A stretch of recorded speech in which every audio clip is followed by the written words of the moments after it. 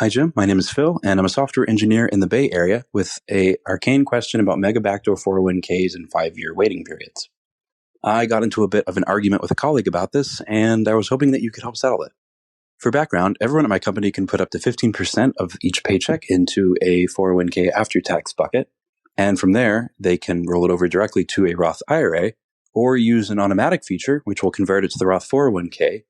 And the advantage of this feature is that it does so automatically after each paycheck, so you don't have to call Fidelity, which is nice. And because it's done immediately, there are never any earnings and therefore no tax due on the conversion, which is also nice. So I figure most people just use this feature, but my friend is a big proponent of continuing to do these direct rollovers to his Roth IRA every time. And his argument for it surprised me. He said by doing it this way, he was getting the clock started on the 5-year minimum waiting period to be able to withdraw these contributions without a penalty. He said that if you instead convert it to the Roth 401k, and then in the future you leave the company and roll that money over to the Roth IRA from there, that starts the timer then, which is undesirable. I thought initially that he was just plain wrong, but after some Googling about this, specifically with how it works for the mega backdoor 401k, and going through some very long Boggleheads threads, I realized this is much more confusing than I thought. So I was hoping that you could shed some light on the subject. Which one of us is right? Thanks. All right, here's the question I named the podcast after, and this is a very complex question. But the first thing we got to get to here is that the man's name is Jack Bogle, is not Jack Bogle. And so his followers are the Bogleheads, not the Boggleheads. And if you've only ever read the word, I suppose I can forgive you for mispronouncing that. But once you've met the man, it's hard to mispronounce his name. So I think it's important to correct that. But remember, with regards to the 5-year rules, that there are 2 5-year rules regarding Roth IRAs. The first 5-year rule applies to Roth IRA contributions and determines whether the earnings will be tax-free. The second rule applies to Roth conversions and applies to whether or not the principal that was converted will be penalty-free when it comes out. So what we're talking about this question is the second 5-year rule, the 5-year rule for Roth conversions. And if you want to learn an unbelievable amount of information about this particular rule, I would refer you to an excellent blog post at kitschys.com. It was dated January 1st, 2014, but it talks about both 5-year rules in great depth in that podcast. So I would recommend checking that out. And he talks about in that podcast that in the case of conversions, each conversion amount actually has its own 5-year time period. So with multiple conversions, there may be multiple different 5-year periods underway at once. And when withdrawals occur from the conversion amounts, they're deemed to come in on or to come out on a first in, first out basis. So that means that the oldest conversions, the ones most likely to have finished their 5-year requirement, come out first, and the most recent conversions come out last. And so that's a good thing. But to understand the purpose of this rule, why do we have this rule? Why does it have to be in there for 5 years before we can get it out penalty free? Well, imagine one of these scenarios. Okay. Let's say somebody's 40, they want to get into their traditional IRA money. And if he took a withdrawal at this point, he would be subject to not only ordinary income taxes, but a 10% early withdrawal penalty. But if he converted his IRA to a Roth IRA, he would have to obviously pay taxes on that conversion, but he could now take out the after-tax principal without paying any penalties. So by doing the Roth conversion, you would be able to get around paying the 10% penalty, which obviously would be tapping it, before you got to age 59 and a half. And so that's why they have to have the 5-year rule in there. So you can't just do that. It just would allow you to get around the IRA withdrawal penalty.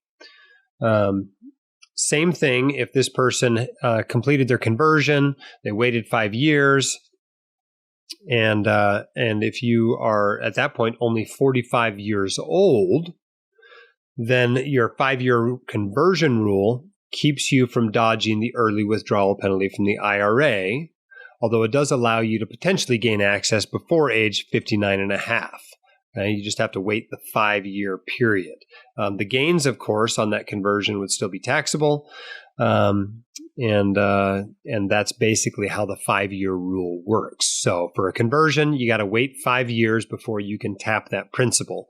But principal, you can take out at any time without having to pay a penalty. It's only earnings on a Roth IRA that you have to pay penalty on if you take them out before age 59 and a half. So in general, the strategy is start the clock as soon as you can, so you can get your money tax-free and penalty-free as early as possible. So this sort of planning is really important for FIRE types, right? Financially independent, retire early, someone who's going to retire in their 30s or 40s or maybe even early 50s. But as you get close to age 59 and a half retirement, this becomes much less of an issue. At that point, you've probably got other resources you're going to be tapping before you get into your Roth IRAs. You can use the substantially equal periodic payment rule to get to your money before age 59 and a half without paying any penalties. It's really only the really early retirees that mess with this sort of planning. So remember, okay, let's get to the question now. The question was not necessarily about IRAs, but about 401ks. So when a designated Roth account from an employer retirement account is rolled into a Roth IRA, the years in the Roth employer account do not count toward the 5-year rule. You get your own 5-year rule once it goes into the Roth IRA. So all that counts is that original 5-year rule for the Roth IRA. So if there was no existing Roth IRA and the rollover from the Roth 401k created the account for the first time, that starts a new 5-year clock for the IRA, even if the old Roth 401k had satisfied its own 5-year rule. They just don't carry over. So basically, in answer to the question, your friend is right. If this matters to you because you're going to FIRE soon and you plan to use that money long before age 59 and a half, you should go through the hassle of doing the Roth IRA rollovers like your friend is doing. But for many, many people, this just doesn't matter because they're either not going to retire early or they have other funds to spend first rather than their Roth IRA principal. I mean, that would be one of the last things I would be wanting to spend in retirement. I'd be going through my taxable money and any 457 plan money I had and that sort of stuff before trying to go after my Roth IRA money. So if that's your situation, then you're right too. So both you and your friend are right, depending on what your situations are for getting money out of there. He actually called back and left this message. Hi, Jim. This is Phil again, and I just have a couple of follow-up details for my last question in case they'd be useful. So I called Fidelity to try to get an answer on this, and they gave me one that surprised me. They said that when the conversion is done, either to the Roth IRA or the Roth 401k, if there were any earnings and therefore tax due on them, then there is also a 5-year waiting period. But if there weren't any earnings, then there isn't. And since the automatic feature always runs before earnings can accrue, then there is never a 5-year period. And that answer surprised me. I didn't know what to make of it. The other aspect that's interesting is that there, in addition to being able to roll over to a Roth IRA and the Roth 401k, there is also the ability to do a split rollover where you send the contributions to a Roth IRA and the earnings to a traditional IRA, if there are any. And so maybe that option has different tax consequences, or if all three have different.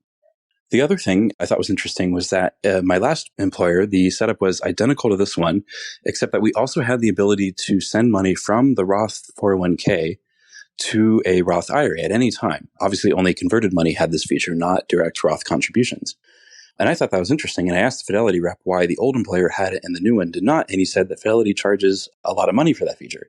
And my new employer wasn't ponying up. So I thought that was funny. It's weird to think how some of these procedures have costs associated with them and some don't.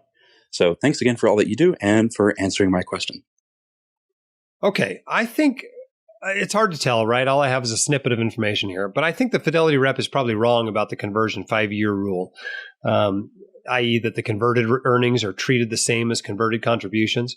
But he might be talking about the other 5-year rule, the one that applies to Roth contributions. That 5-year rule is about whether the earnings can come out tax-free, not whether the principal can come out penalty-free.